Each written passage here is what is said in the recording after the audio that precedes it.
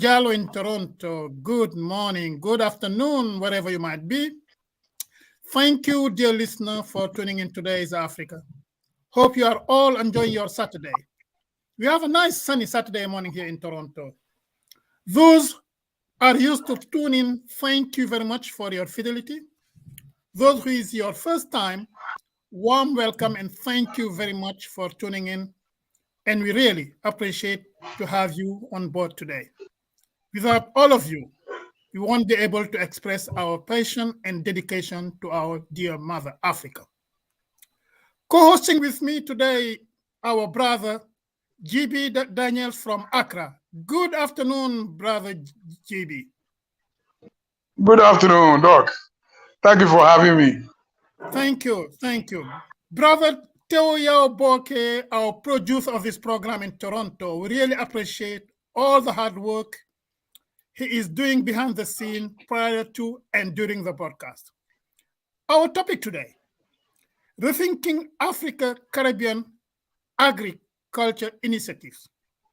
We have the privilege to welcome the perfect guest for our today's topic, who is none other than Chief Gloria Taylor Williams, founder, agriculture, Art of Healthy Eating Wellbeing Initiative, the Bahamas. Good day, Chief Williams, and welcome. We are extremely grateful to have you in our program. It's such a pleasure of mine and my co-hosts. Again, dear listener, thank you for choosing today's Africa. Rethinking Africa Caribbean Agriculture Initiative. This initiative aims to blend the concept of agriculture and culture to promote healthy eating and overall well-being. I don't think, dear listener, when you see the flyers, if you notice the tilde symbol between the word agri and culture, rather than we often see the hyphen. The tilde is a symbol typically used in language, mathematics, and programming. In language, it may be used to indicate a slight pause, change in pitch or tone, or to lengthen a preceding vowel sound. So we will ask our guests, why the tilde symbol instead of the hyphen? Chief William, why the tilde symbol? But before you answer that question, we'll ask you to provide some background on yourself and what inspired you to start agriculture in the Bahamas. What inspired you to create agriculture, and how did that idea originate? How does agriculture uniquely blend our healthy eating and well-being initiative in this program? What is the mission and vision of agriculture, and how has it evolved since its inception? However, before I yield the floor to you, Chair William, let's have my brother, co-host GB, to say a few introductory words. Good to see you, brother JB. The floor is yours. Yeah, good. Well, thank you very much. You know, agriculture is the mainstay of most of African countries. We depend on agriculture for the national economy. In Ghana and West Africa, for instance, about 50% or more of employable people are in agriculture. But we notice that even though we produce the food and the cash crops, there's so much poverty among the farming areas in Africa. And because of that, there's a dire need for new interventions, modern interventions to uplift the farmers or those who are engaged in agriculture. And that's why this topic is so relevant to the people of Africa. Thank you, Doc. That's my Thank you, brother. Thank you, brother GB. Mr. Producer, good morning. Good morning. Few introductory words, please. Dr. Jallo, it's a very interesting topic to put on the table, and we have a very great guest. Chief Williams has been in Africa, and we appreciate what he's been doing in terms of her other foundation, the Language Foundation. We will get back to that. We'll get into that frame. But I'll yield my time and everything to sort of welcome her. And you know what? Just like JB said, I think it gets to a point where we have to look at integrating what we have on the continent and the Caribbean and in diaspora. It will interest you when I have visited the Caribbean a couple of times, and anytime that I get there, sometimes I feel that I'm home in terms of the food. Everything that we do have back home exists there. We are in the tropics, and the preparatory aspect of the food may be different, but at the same time too, since we are all going through the situation where we are bringing brothers and sisters back from, into the free of things, the diaspora connection, as I can put it. I think it's high time that we integrate everything that we do have and then get things ongoing. But I think the best person to address this will be Chief Williams, and then I'll yield my time back. Thank you, Brother Teo. You're absolutely right.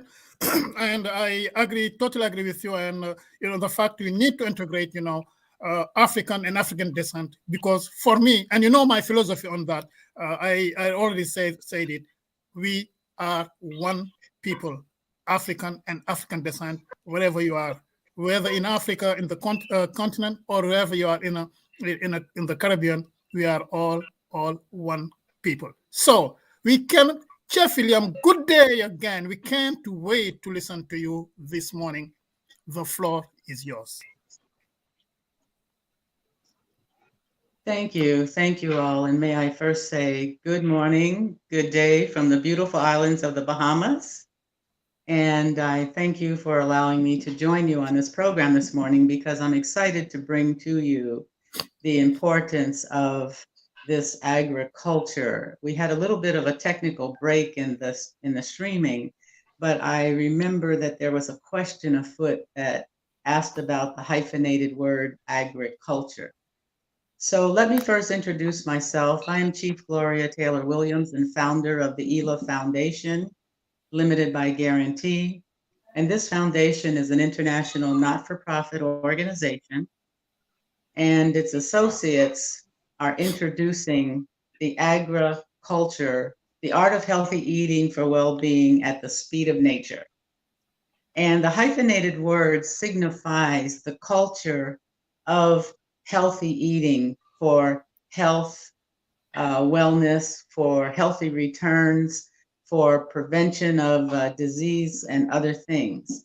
So we came across the need, after speaking with so many different people from time to time who are dealing with all kinds of health concerns.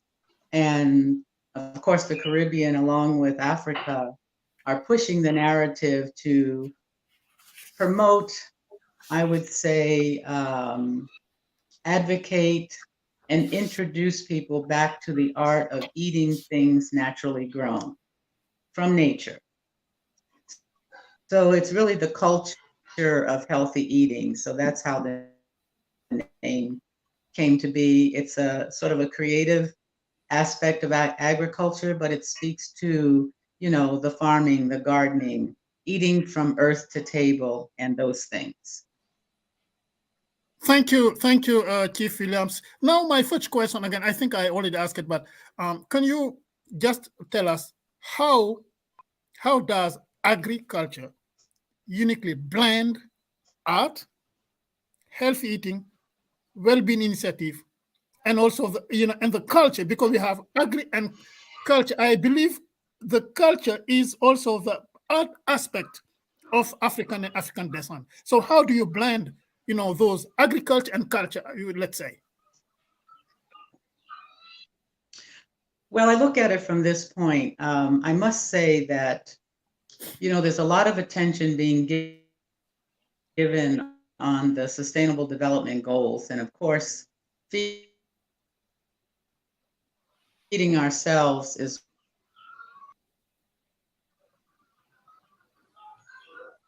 It seems we are having a little bit difficulties. And when I say the culture of healthy eating, I mean on a daily basis.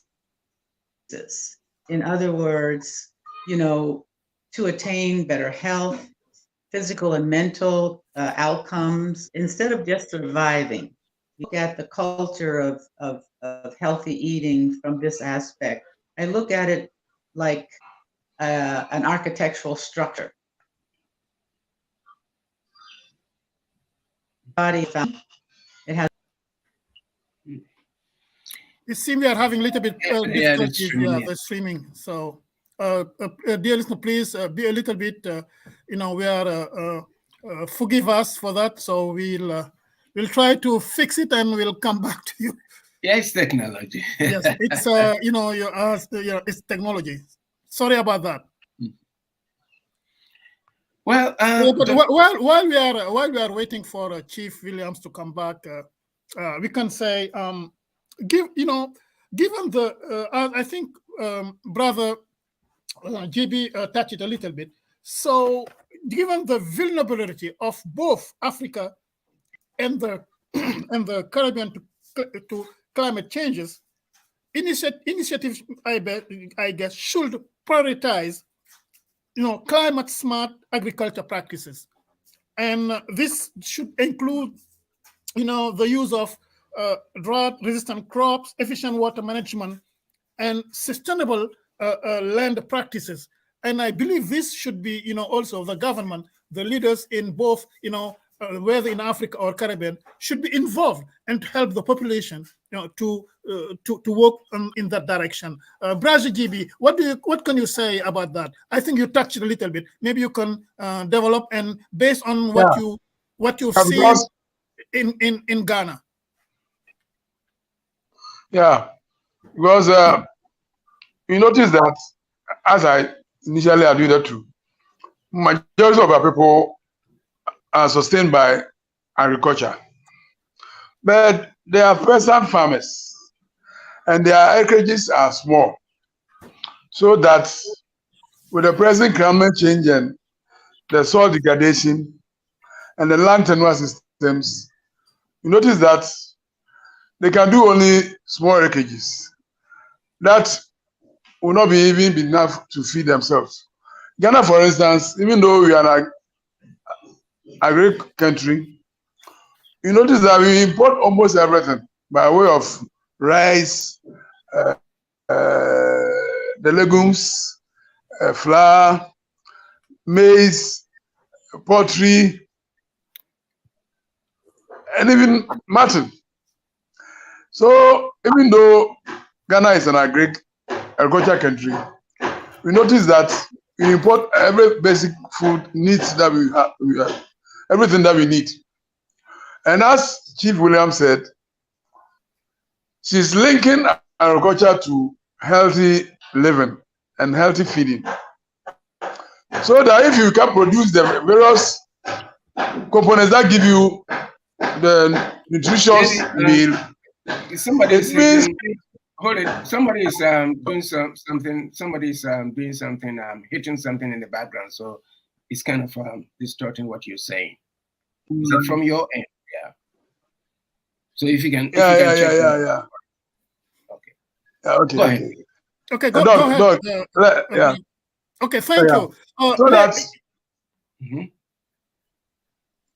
Go ahead. Yeah.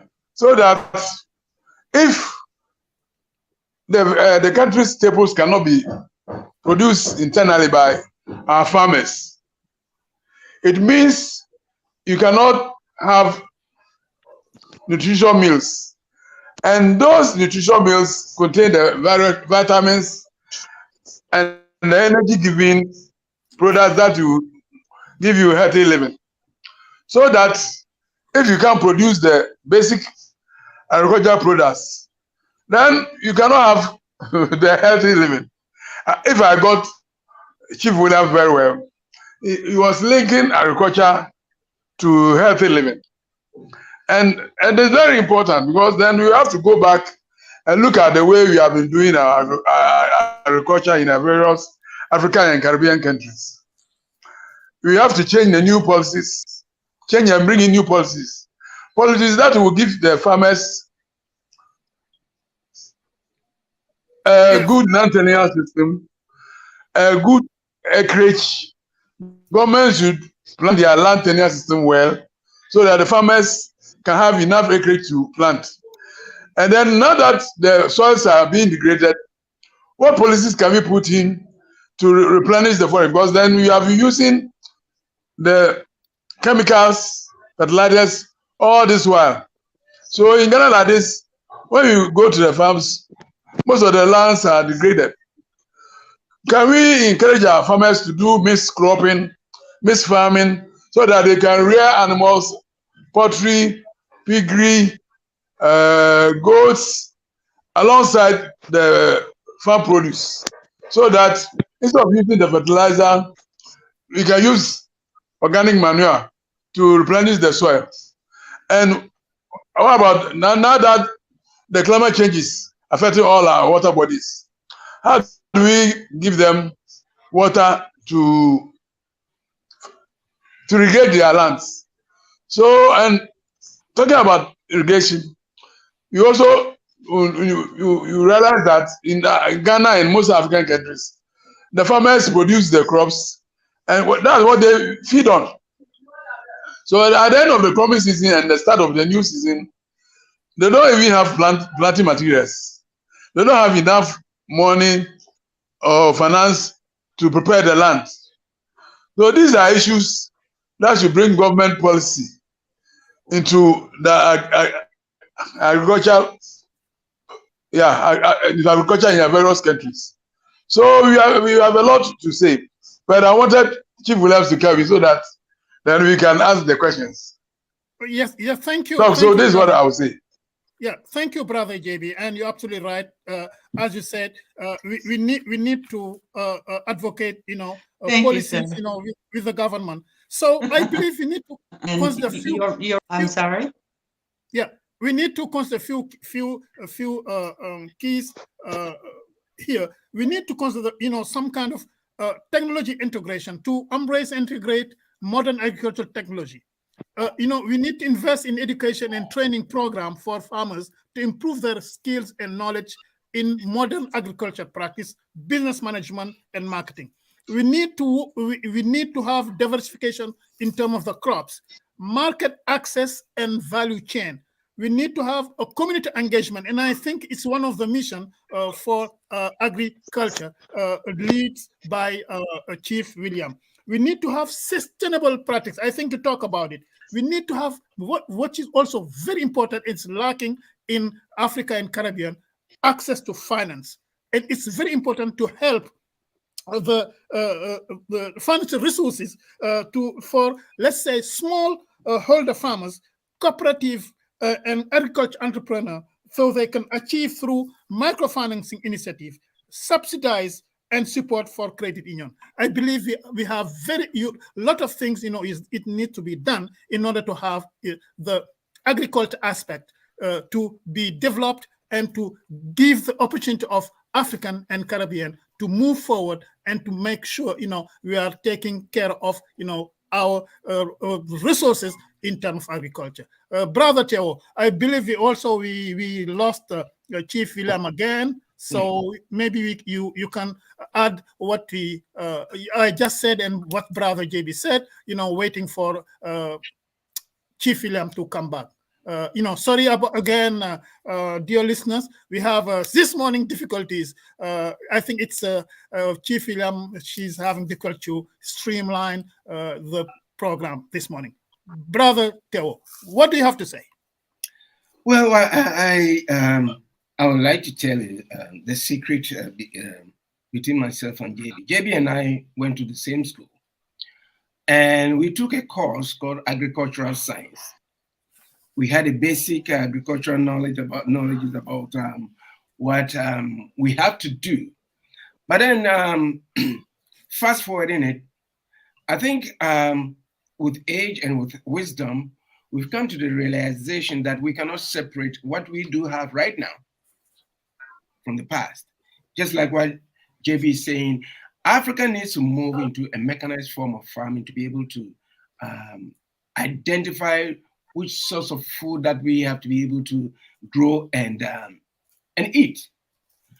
But in today's world where social media is the king and queen of everything, directing things, influencing things, you see in Ghana, I never thought in the life of me that you go to Ghana and you see a lot of people eating what I would term junk food.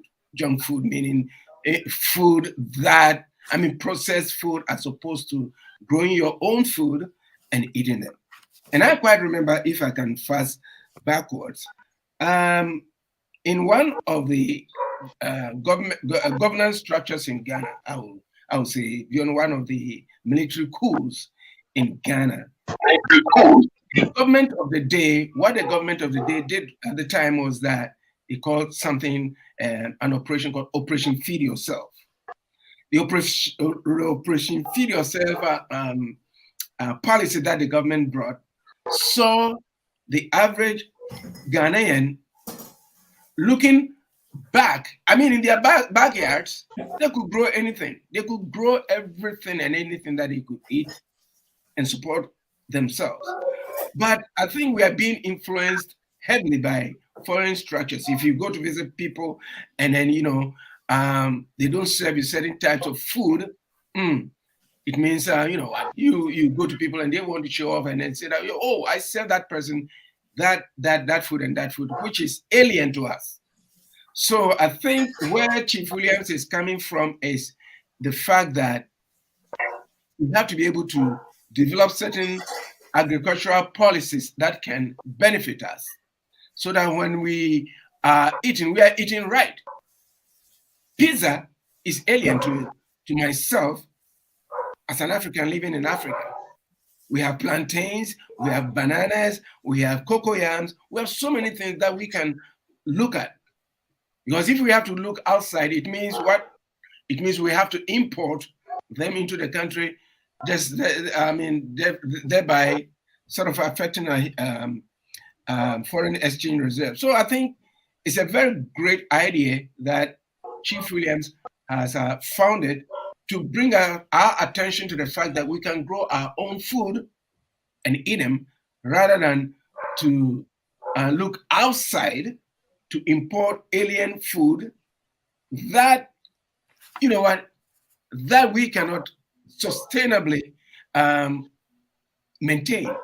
Yes, it's a very good program, Dr. Jallo. Yes. When it comes to agriculture, I think we have to embrace it and then put politics aside, and rather you have to survive. Yes, and I agree with you. And you talk about the policy reforms. Yeah. So, and we need to to advocate for and implement policies that support the growth of the agriculture sector, and this includes land tenure reforms, trade policies. I think you talk about it. Trade policies and regulations that create and enable environment for sustainable agriculture. Also, I think we need to have, I talked about it earlier, community engagement to involve the local communities in the decision-making process. Community engagement is essential, I believe, for the success and sustainability of agriculture initiative. This includes understanding local needs, traditions, and also incorporating indigenous knowledge. And I think you talk about sustainable. Brother GB, you talk about sustainable practices.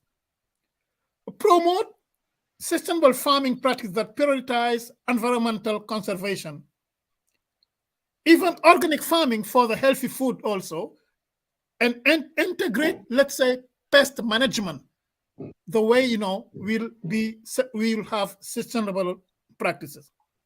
And I talk also, and one thing is important is lacking in Africa, access to finance. Mm-hmm.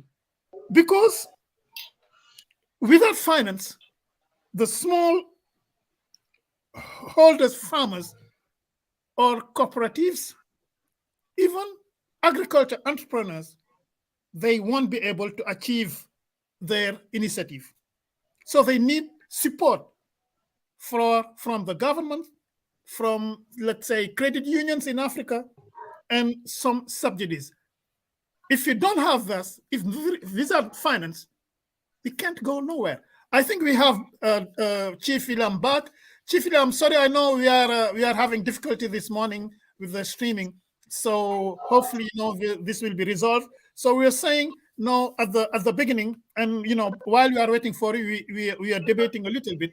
So, and my first question, considering the context of the Bahamas, what specific challenges and opportunities have you identified in promoting healthy eating and well-being?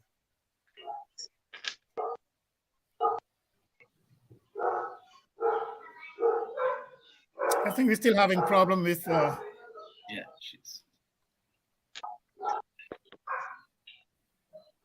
Oh, okay. So we lost it again. So I was saying, I was talking about, we need also to have policy reforms, access to finance. Other thing also, we need to have gender inclusivity. Ensure gender inclusive in all aspects of agriculture development. As I always think, women play a crucial role in agriculture, and initiatives should address gender-based disparities, providing equal opportunity and resources. One thing also, youth engagement. Develop programs that engage and empower the youth in agriculture in Africa and Caribbean. This can include, I think I talked about it before, education, training, creating opportunity for young people to participate in agri-businesses. And also, to let them know, it's not because you go back to the farm, you are failing. To let them know also, farming, it's a valuable opportunity in terms of business. So I believe, rethinking Africa, Caribbean agriculture initiative through these lenses, I believe it's possible to build a more resilient, sustainable, and inclusive agriculture sector in these regions. And also, I believe it's important to have collaboration among governments. And I say governments, not only from one country, but governments in Africa, in Caribbean, NGOs, even the private sector, and local communities is essential for success of such initiative. Brother Theo, what do you have to say about that? Yeah, I think the next phase of the governance, or even let me put it this way: all in all, a government that doesn't care about the people will not embark on a very strict agricultural governance kind of system. I'll go back to what I was saying at first, that during I'm talking in terms of Ghana, during the coup of 1972, the Operation Feed Yourself policy that the government brought involved everybody, whether you are a chief of staff of the president or anybody else around the country. We saw that given the chance, given the right attitude, given the right policies, given the right people in place, given the right environment, I think any country out there, especially in Africa, we've got everything that God has given us: the weather, the soil, everything. So when that policy was implemented, you could see everybody in their background and in their backyards. Fishermen were going to fish, coming out with abundance of fish. There were so many great policies that the policy worked to such an extent that it also came out, brought out a deficiency that was corrected. If I'm wrong, JB will correct me, the government had no silos to provide, to store the food because of the abundance of food. So coming in terms of, I'm talking in terms of agri and culture, it can define what we eat. It also has an effect on the health of the citizenry. Because if you don't eat right, if you don't grow your food, because even today, when you go out there to buy anything, to buy any food out there, it's suspect. You don't know what has been used in growing them. So some of these things have got to be put within the context of embracing some great agricultural policies, especially between the Caribbean and Africa. Like I'm saying, Chief William is better positioned to tell us about what the policies and the program that she has put on the ground in the Bahamas and in Africa, because Chief Williams has traveled extensively in Africa, and she didn't get a chief by fluke.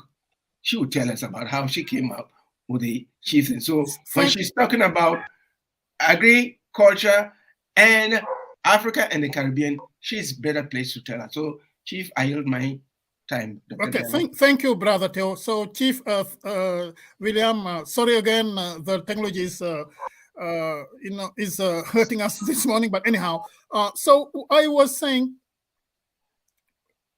we lost her again. Let's go. Okay. So, Brother Theo, Brother JB, while we are waiting again for Chief William to come back, I think you talk about the policies to advocate reform policies. What do you see in terms of reform policies in Africa, in Ghana, especially in Ghana? So how the government and versus the community, what policies have you seen be implemented in order to help the farmers and the agriculture entrepreneurs? On top of my head, I realize that technology is all over the place. And there are some technologies that our farmers can use that will help them to know about the rain patterns, the planting seasons, and what have you. So teaching our farmers the basic technologies that's related to farming is very important. Then post-harvest losses. You know, as Joe realized that you have said, we don't have enough warehouses in our various communities to store the food produced. If you go to our farmlands after harvesting, most of the food or farm produce go bad. They don't go to the market to enable the farmers get the necessary income to better their lives. So there's a need for more silos and more warehouses to be bring closer to the farms. Then access roads. Access roads from the farm to the warehouse.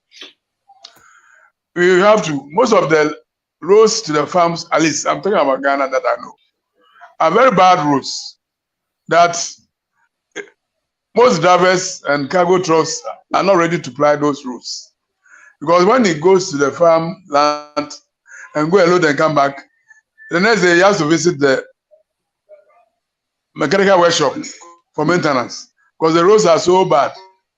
In some cases, when it rains, the driver will be on the road for about 1 week before they can come out or before they can reach the farmland. So infrastructure, roads. Then access to markets. Well, if you produce the crops, if you're able to harvest, and you don't get the crops to the market areas, there's no point, because definitely once the food are not sold, you cannot realize the necessary finance that you can use to manage your life or to manage the next season of next crop season. So markets are very important, and we rarely said finance. Government should set up policies or systems that small loans, small finances can be given to the farmers for preparation of land, for purchase of seeds, and for buying fertilizers, so that they can have good farm practices. Or if you have good farm practices, then you have more yield per acre. Then Chief Real mentioned that she was linking agric to healthy living. Yes, we know that most of the foods that or farm produce that we eat in our homes should be packed with vitamins. Was, as Joe said, Yao said, if you go and eat junk foods, you import disease for yourself and your family. But if you grow the appropriate foodstuffs that can give you well-balanced diet, then it means you are in a healthy living.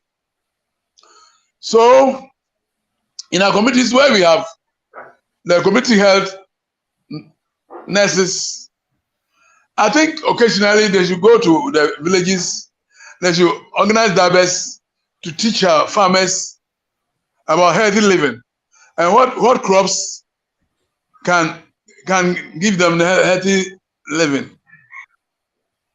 And over here, I think the nutritionists should join the community health nurses in such seminars, so that if you are healthy, if you have good eating habits, definitely you won't go to the clinic and go and spend money. So that's how I think we should link agric. You think we are having problem also with Brother GB too. Okay, so anyhow, I think he was talking about his. And there's so much unemployment in Africa, the African and Caribbean countries, so that with the vast land and the natural rains, if government policies are geared towards bringing modern technologies to agric or farms, the youth who have gone to school will be enticed to go into farming. And if they go into farming and they make money, it will be income for the families, incomes for the communities, incomes for the villages. So Africa, we are blessed with huge farmland and fertile soils. What we have not done is to link agriculture to employment, link agriculture to good health and healthy living. If our governments are able to bring in policies, set policies, the unemployment tendencies in Africa will be reduced to the barest minimum. So this is where the policies of our various governments should go. Otherwise, if we don't have the capacity to manufacture the machineries for the factories, if you want to put up a factory, you will have to use our scarce foreign exchange to buy the machineries. But for the agriculture, you all come from the towns and the villages, and the lands, the family lands.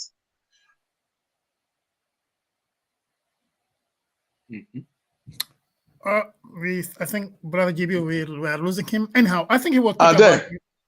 Okay. Hello, Brother JB. Okay, so we are losing him. But anyhow, I think he's right, and he's right. When he talk about the youth engagement, and I talk about it also, and we need to develop programs that engage and empower the youth in agriculture. Program that implemented, of part of the curriculum, so the youth, they will know agriculture is not apart. It's not just for the farmers. It's not just for the village, but it's a part of life, and it's very important to develop agricultural policies and to include the training and also develop programs to create opportunity for the young people so to participate. So, and agribusiness, I'm sure now African youth, they are interested in going that direction, but they have to be helped. They need assistance from the leaders, from the government. So if you don't, they will, because they don't want to go to the field if they are not seeing themselves, if they are not making developing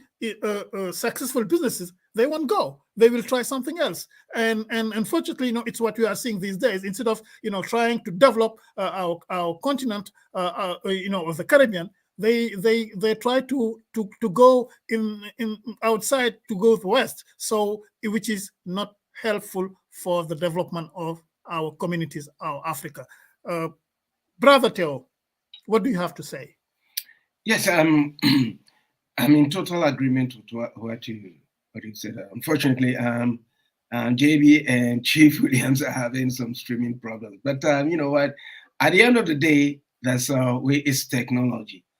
But and we apologize for that.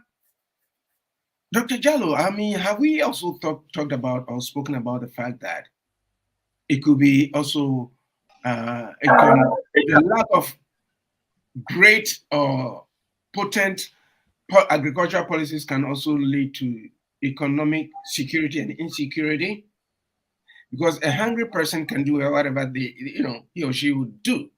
So it behoves on governments, both in the Caribbean and in Africa, to sit back. To be honest with you, I think there has to be the integration of Africa and the Caribbean in terms of integrating an agricultural policy that could benefit both areas, because I know politically they are inching towards a political unity, because there were some conferences that came up in Kenya, was it sometime last year, to look at how best Africa and the Caribbean will be able to integrate their economies and stuff like that. But agriculture being one of them, one of the sectors, has got to be looked at seriously. And once we achieve that, then the educational aspect of how to cook the food, because if you want to bring both societies, we have to reintegrate, then we have to know how to cook and eat each other's food. Because I love my African food and I love my Caribbean food. But the fact of the matter is that before you can walk, you have to crawl. And if you have to crawl, what policies do we expect our governments to put in place so that we'll be able to achieve the goal? Because what Chief Williams is doing is healthy living, eating good food. But the fact of the matter is that if it's absent, it touches on food security and insecurity, number one. Number two, if you don't have the proper way of developing your agriculture, and then you keep on importing, then you are talking about a healthy, how do I put it? It may affect the health of your society. So we have to look at that too.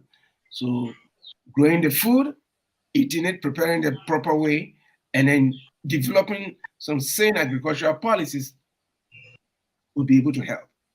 Yeah, I agree with you, brother too. And we need to have integrated agriculture and culture. So this initiative should integrate agriculture and culture to not only promote food security, as you said, but also celebrate and preserve cultural heritage.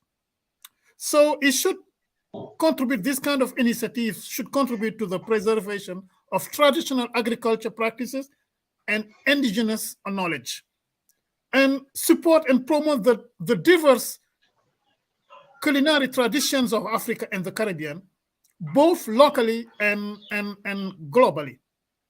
So, and I think you talk about, you know, to empower local communities economically and socially, to make sure they actively participate in, and benefit from agricultural activities. So also, we need to have some kind of storytelling and effective communication to be leveraged to raise awareness about the importance of agriculture, nutrition, and preservations. So it's why I believe, you know, we need to have cross-cultural collaboration in Africa and Caribbean. In such ways, African Caribbean nations collaborate to share cultural and agricultural practice, fostering a deep understanding and appreciation between the regions. Even we could even move to agrotourism. So such way, agriculture and culture initiative can promote agrotourism, attracting visitors interested in experiencing both the agricultural and cultural aspect of the region. And you said it, and we all both said, we all said it, the youth engagement in cultural agriculture. So they can actively be involved in inspiring the younger generation to appreciate and engage in both culture, agriculture, and cultural preservation. So I believe we need to stimulate creative thinking and encourage an holistic approach to rethink the African Caribbean agriculture, and culture initiative. And by interweaving agriculture and culture, and these, you know, potential, these initiatives should have the potential to create a more, as I said, vibrant, sustainable, and culturally rich landscape. I think it's what's lacking, and we need to work toward that. Braz JB, what do you have to say? I don't know if I think we are losing him. So you're Doc.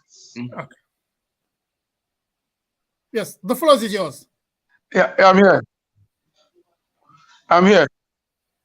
Okay. Okay, go ahead. Yeah, because I think where we have reached, we have to make a great so focus. Policy focus in our African countries, because from what we have discussed so far, agriculture can, if you do it well, can reduce the health bill of the various African countries, African and Caribbean countries. Because if you have good agricultural yields, people are getting enough money or capital from agri. They can take care of themselves and their children in school. And if they eat well, they can reduce the medical bills that they have to pay when they first can go to school. So doing the right agri practices is very important. And these policies should be government spearheaded. It should be part of government's plan to make sure that agriculture is so interesting. If you are in agri, you are so protected, because then we have good land tenure system, and we have got more finances that will support you to be able to sustain your farms. And added to that, it will give employment to our youths. Apart from the employment, I'm particularly interested in the land that we work on for our farms. if you talk to the experts, they will tell you that most of our agricultural lands are degraded now. Most of our agricultural lands are degraded now because of the climate change and overuse. What are African countries going to do to replenish those lands? Are we still going to import the artificial fertilizers, or we are going to encourage them to use the organic manure? These things are to be spearheaded by government.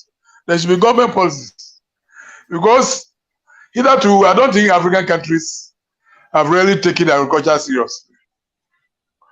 And if you don't take agriculture seriously in your country, it means you are going to import the foods or the food crops that you need with your scarce foreign exchange.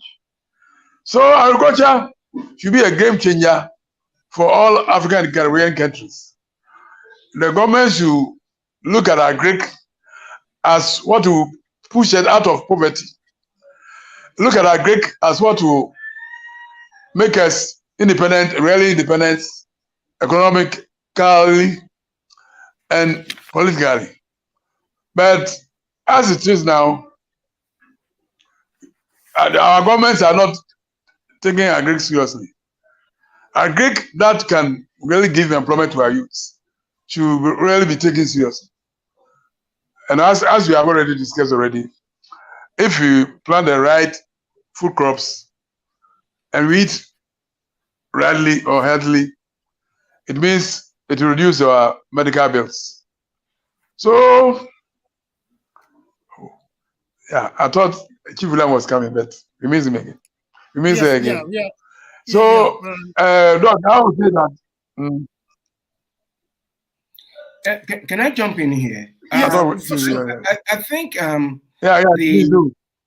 the basis of what Chief Williams is why she came out with this idea was that she, according to the press release, was that naturally grown foodstuffs produce nutritious harvest by a hands-on industry. Right? She had Chief had a motive, a reason for doing what she did. She did it. It says these cultivated foods help build and maintain the physical framework and architecture our bodies require to function. Every physical structure begins with a foundation. Backyard gardens and farming can help reap fruits, vegetables, and herbs that contribute to a healthy, low-cost diet, along with other items.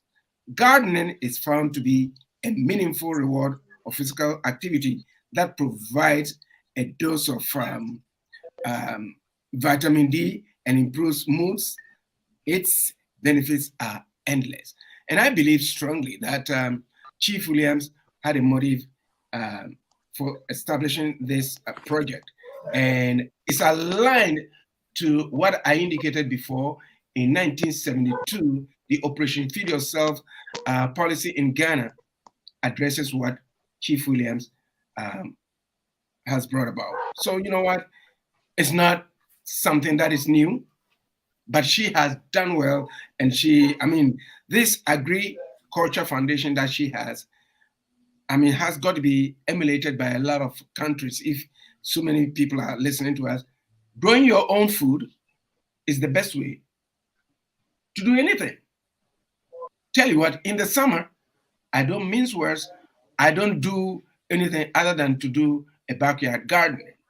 Even here in North America, where we are limited with respect to our weather patterns. So the encouragement to get people to do small gardening behind their houses and what have you will go a long way, because today agriculture, I'm not trying to put anything down, but whenever I buy something, I begin to suspect what chemicals might have been used in, producing that agricultural product. But if you build, or if you have your own garden, if you sort of in Africa and the Caribbean, the vast tell you what, if you put anything on the ground, it will come out. Yes, I agree with you. Yeah. So why do we go out there to import food? No, I totally agree with you. And why are we importing food? Africa, we have all what we need. We have the lands, we have the resources, we have the young people, we have the population. We can do it. But now, talking to backyard gardening, it's not always possible in Africa, especially in the dense big cities. We have to be also, realistic. In big cities, let's say Accra, Dakar, Lagos, sometimes it's a big cities, it's dense. Not everybody has a backyard, first of all. Yeah. And how can you do backyard gardening if you don't have backyard? So it's a problem. So it's good backyard gardening in certain conditions. Let's say in the rural area, not only they are doing garden, they are not doing only backyard gardening, but they have their farms. So maybe what the government should maybe implement, some cooperatives have, I've seen it in Europe. You can have some cooperative, you can have land even in the cities, and to have people to do gardening. So other cooperative, and you engage the community, they get together and do gardening in a certain area. Like, instead of having park all over the parks, you can have, land which is deserved to gardening, and people, they will engage. It's one thing. So now you talk about the fact, why importing food from outside? And sometimes what you are importing from outside is not healthy, it's not nutritious. I just give you an example. The powdered milk, let's say, I heard we are importing from outside. Those who's exporting those powdered milk, they will never use those powdered milk, because those powdered milk, I'm not even sure if it's real milk. Yeah. So we have to be mindful, and not only that, our government should put policies to restrain, those kind of importation, because they can say such and such type of food, we don't allow such and such type of food. They should have regulations to stop to import such, unhealthy food. They can do it, but they don't. So, Brother JB, what do you have to say about those issues? Importing food, some unhealthy food. We all know that unhealthy food. I gave the example of the powder milk, for instance. The following is yours. Doc. We have a chief. I've heard that. She's back. Let her, because we have just a half an hour to go. Let's her, sorry, today, Chief William, we are having difficulties with the network. So okay, so we yell you the floor so you can express, because we can't wait to listen to you this morning. The floor is yours. Yes.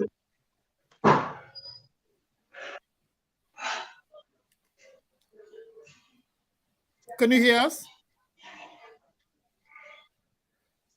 We're still having difficulties. Thank you, my dear. I appreciate it. Yes, we are having technical difficulties, but let me be brief because I know time is of the essence. It really is about how much do we value our health. Are you getting me? Yes, yes.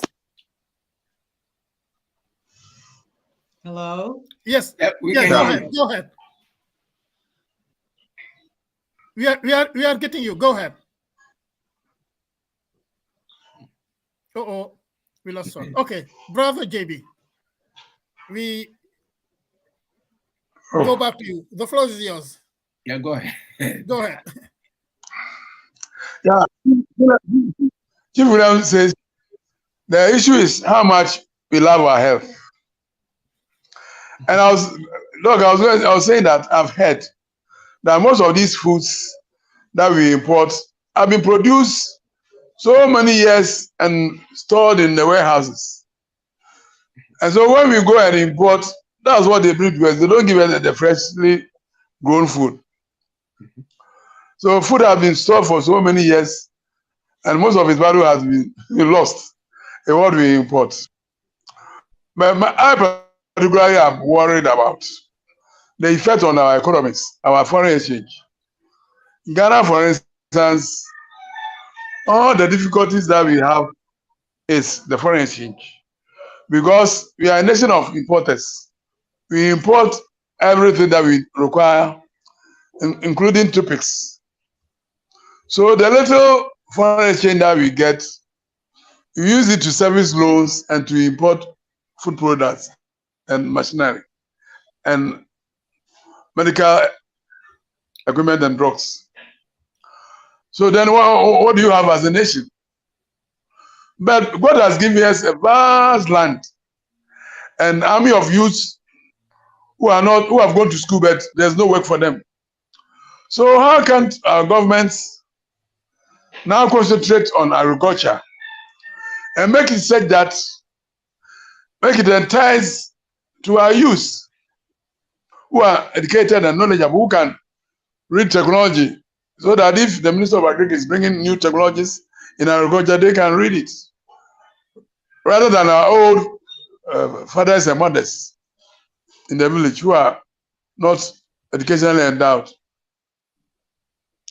So the way to go, to me, is for our governments to really have the youth in mind, make agric to be youth friendly by providing incentives, capital. I mean, the towns and villages where we have the land, we don't have electricity, we don't have good schools, we don't have good health facilities there.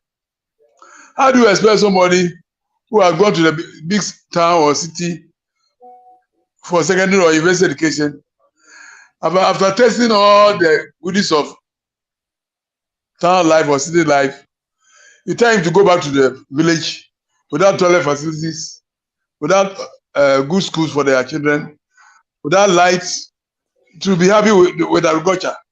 That's why there's the urban drift from our villages and towns, because our government have not taken time to develop our villages and districts.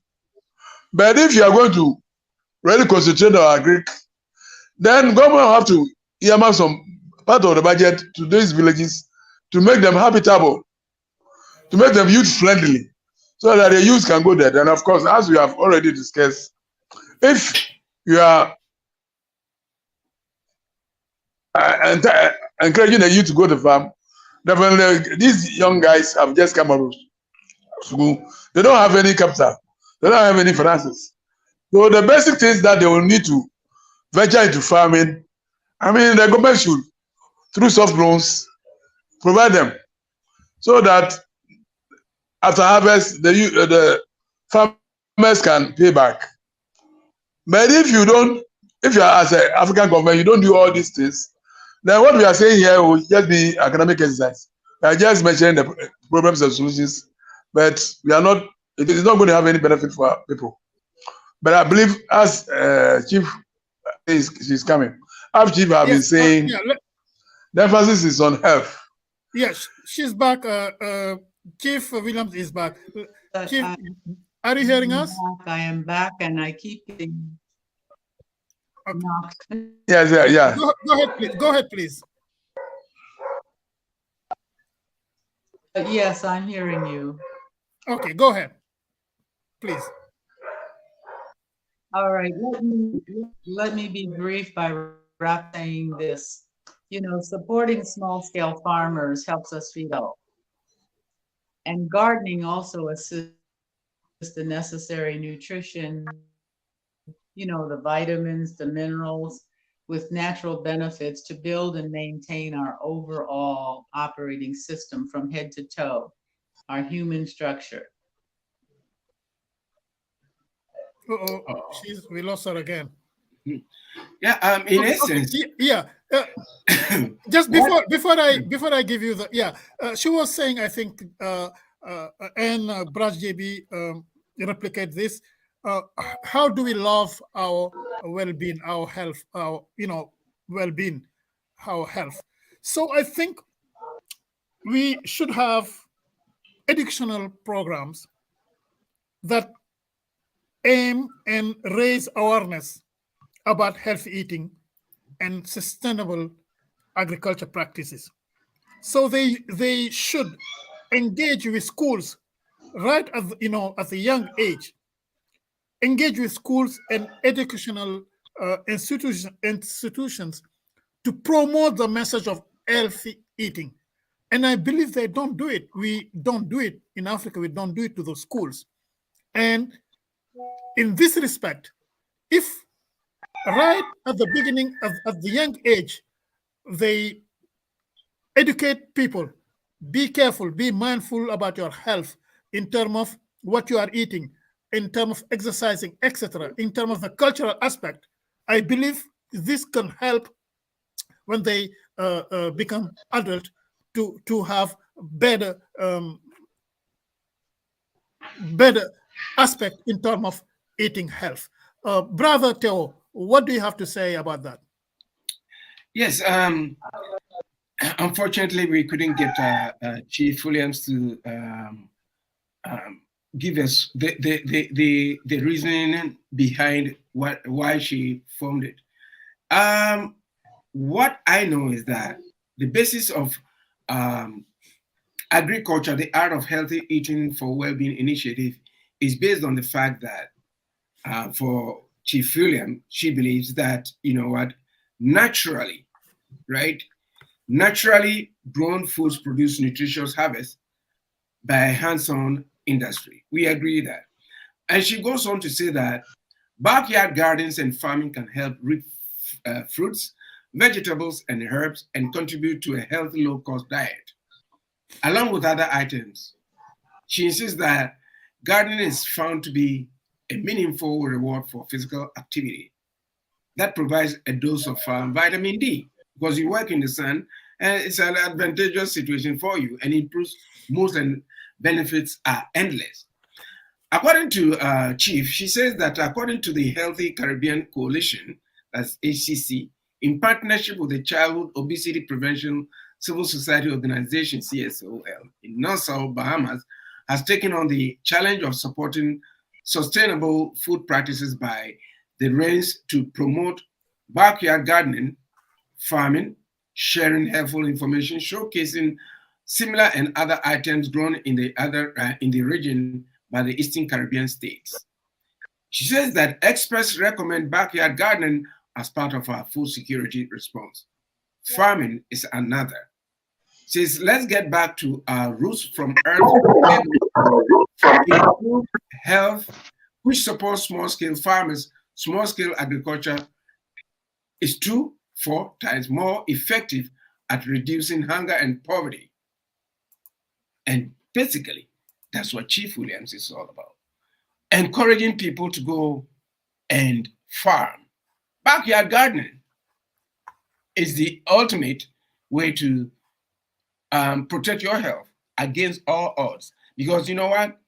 I saw something on social media. Not that I I believe in everything that I see on social media, but I saw something that the person was talking about what we should look out for in terms of labeling. When we go to the grocery stores, we should be able to see what labels have been put on the products. The fact of the matter is that they are genetically modified foods and others. But why have we even gone to this point of genetically modifying food? In Africa, I don't think we need that. We have a vast array of land that we can do it. After work, instead of going with the boys to sit somewhere and then talk, you can do something to, help you. It will help you in terms of your saving money, because today it's not cheap to go into any grocery store. Those of us even in North America here, you go to the grocery store to go and buy produce to come and eat with your family, and it doesn't come cheap. Very expensive. So she is encouraging through agriculture, the foundation that she has established, to sort of bring home this about increasing it and making it so great out there for everybody to go out and do some backyard gardening. And that would help a great deal in the Caribbean. Like I'm saying, I've visited a couple of Caribbean countries. Even if you put a stone in the ground, it will germinate. So why don't we use those resources that are available to us? You buy a corn, just a seed, just put it there. And then it will help you, one, to save on food, and two, it will also save you health-wise. I think it's a great foundation that she's put out there. You know what? Let's see whether we will be able to get her back, because technology hasn't been fair to her and us and the listeners out there. But we are trying as much as possible, even though we are over our time. But we want her to come and give us some good take about what and why and how she's approaching this, which we know that the basic tenet of what she's doing is all about healthy eating, gardening. It's an exercise. Why do we even have to go into the gym to pay money to go and exercise? You can use the same gardening kind of stuff to exercise. You get vitamin D, as she's already stated. Well, Chief, let me yield. Yeah, she's back. She's back. Chief William, sorry, okay, the technology is not coping with us this morning, today. So we have a few minutes left, but maybe you can elaborate and for the few minutes we have left.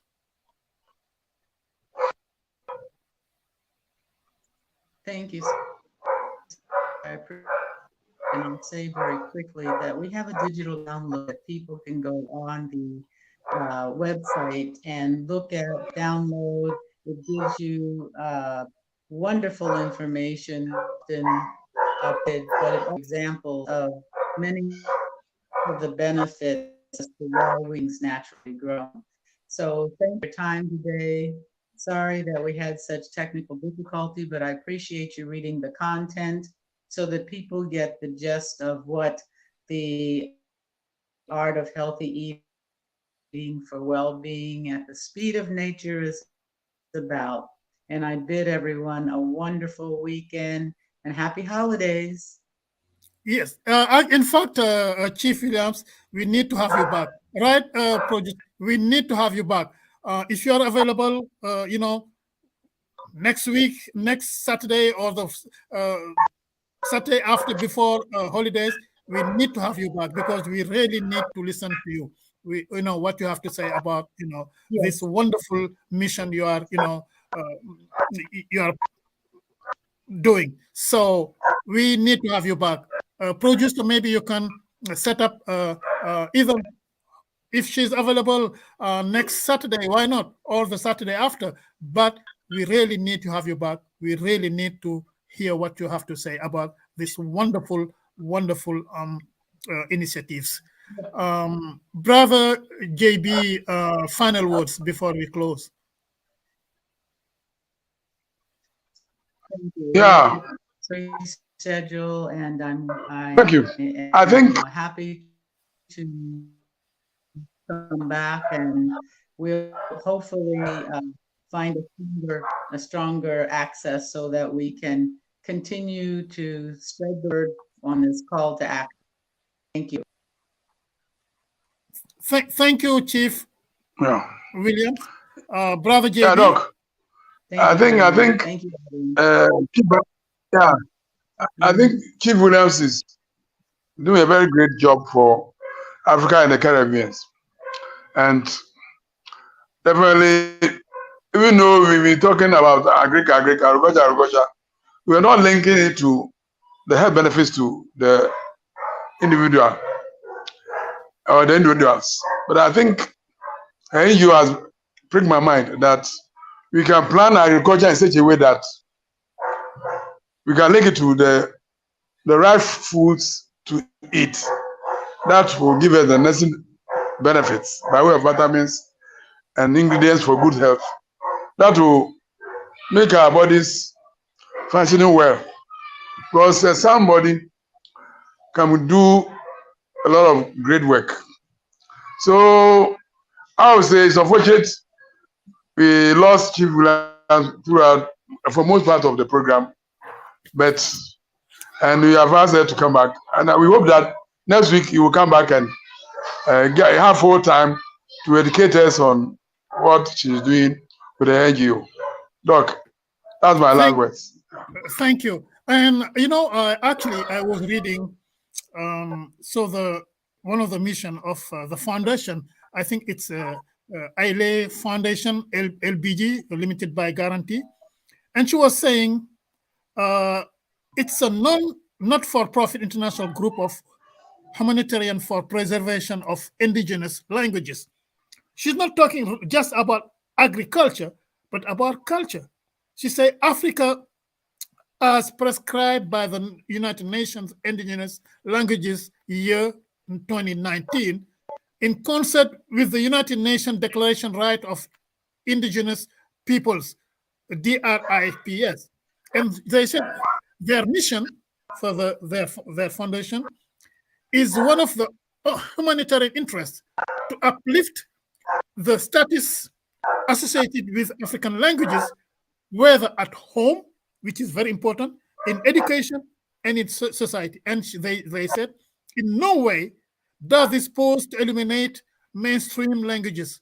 However, translation and interpretation of this language help build greater understanding and respect for their use and value, as with any other continent or nation, is vital.